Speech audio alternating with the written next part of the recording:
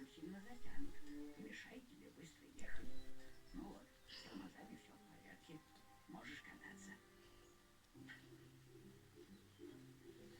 Спасибо, дядя Корней. До свидания. Сейчас как разгонюсь.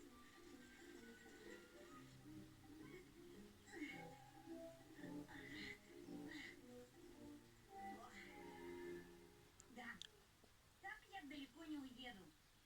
А что, если попробовать без тормозов прокатиться? Наверное, будет быстрее. И зачем они нужны? Только мешают. Вот теперь разгонюсь. Вот это скорость!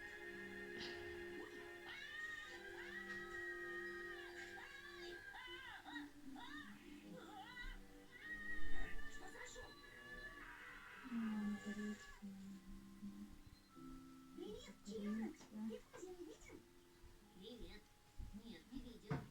Куда же он подевался? Лунтик, берегись! Остановите меня!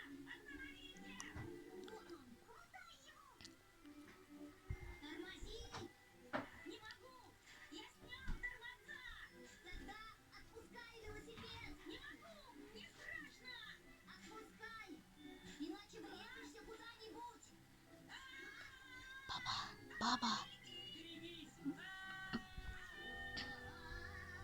Баба, баба, отойди, снимай видео. Что происходит? Что с Кузей такое? Носится как угорелый. Нас чуть не сбил!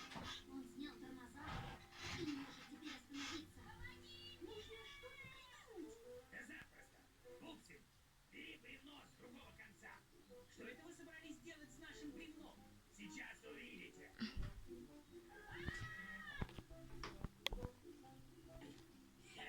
Это точно его остановит. Он же упадет. А вдруг он больно ударится? Но наша задача остановить. А за ушибы мы не отвечаем. Может, еще скажете подушку ему подложить? Подушку? Точно! Спасибо, Пупси!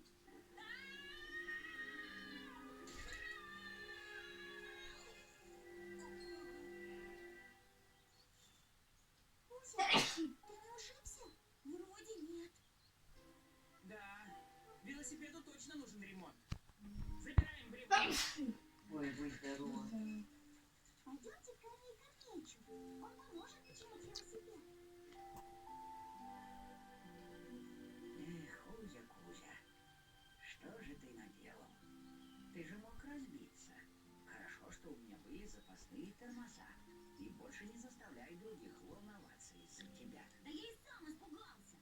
Никогда больше не сяду на этот ужасный велосипед. Велосипед вовсе не ужасный. Ужасно, когда на нем катаются без тормозов. Спасибо, дядя Корней. Велосипед дядя Корней починил. И благодаря этой истории больше никому не приходило в голову откручивать от велосипеда какие